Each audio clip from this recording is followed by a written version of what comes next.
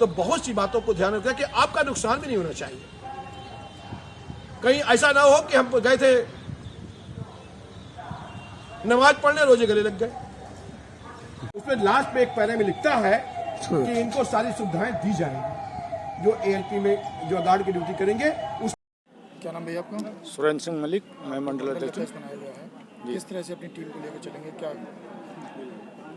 हमारी पूरी एजेड नगर डिवीज़न की टीम एक साथ में सब जुड़ कर आ रहे हैं कि बहुत सी ऐसी ज्वलन समस्याएं हैं जिन पर अधिकारियों की तरफ से तुगलकी यादेदारी कर जाते हैं। बीच में अभी लाइन हमारा गार्ड बक्सा चलता रहा था, उस गार्ड बक्से को बंद कर दिया गया था, ड्राइवर के बक्से को बंद कर दिया गया जो बहुत पुराने समय चला रहा था। बीच में 2014 में भी बंद किया था, हमने फिर खुलवाया था और पुनः फिर वही स्थिति बंद कर दी गई थी। उसको अभी हमने टलवाया। हमारी JCM की मीटिंग चल रही है, 2-3 महीने के बाद इस पर फाइनल निर्णय हो जाएगा और कहीं तक हम इसको लागू नहीं होने देंगे। दूसरा जो हमारा प्राइवेट वाला बताया था भाई साहब ने कि 150 गाड़ियाँ और 109 रूट पर आप सबसे अधिक जो हमारी अर्निंग देने वाली रेलवे को रूट हैं उन रूटों को आप प्राइवेट हाथ में दे रहे हैं।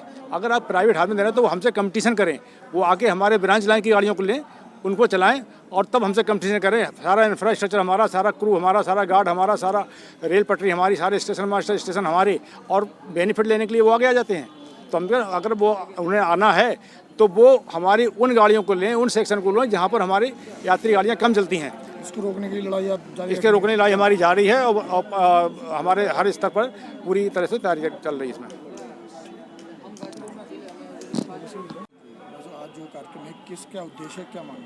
ये हमारी आज लोग जो रनिंग शाखा है उसमें हमारे रनिंग शाखा का नए सिरे से गठन हुआ है, जिसमें पहले हमारी रनिंग शाखा में केवल लोको पायलट हुआ करते थे। अब हमने गार्ड और लोको पायलट दोनों को सम्मिलित करते हुए हमारी रनिंग ब्रांच बनी है, जिसमें आज नवनिर्वाचित हमारे अध्यक्ष भाई फतेह चंद जी अभी हमारे चुने गए हैं। तो हमारे संजय त्यागी जी हैं, ताजुद्दीन जी हैं, तो ये सब नई हमारी कार्यकारिणी गठित हुई है। आज उसका ये यहाँ कार्यक्रम था और वो ब्रांच हमारी यहाँ पर आज उपस्थित है।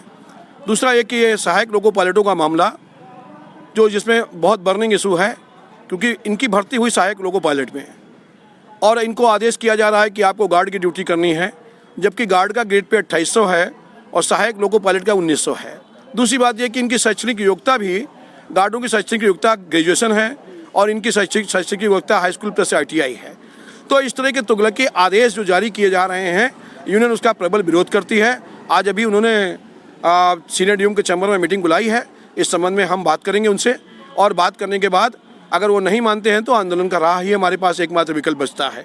दूसरी बात ये कि जो भारत सरकार की वर्तमान नीतियां हैं, जो रेलवे को बेचने की नीतियां हैं, जो अभी आपके वित्त मंत्री निर्मला सीतारमण ने जो स्टेशनों को बेचने की, ट्रकों को बेचने की, और जो अभी आपके जो है ये इनका तमाम सारी गाड़ियों को जो है प्राइवेट हाथों में देने की बात की जा रही है।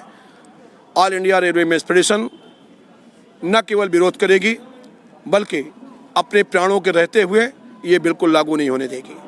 हम इसके लिए अंतिम क्षण तक लड़ाई लड़ेंगे और अपने जीवित रहते हुए हम रेलवे को निजी हाथों में सौंपने नहीं देंगे, चाहे उसके लिए कोई भी कुर्बानी हमें देनी पड़े। हमने इसके पहले भी कुर्बानियाँ दी हैं।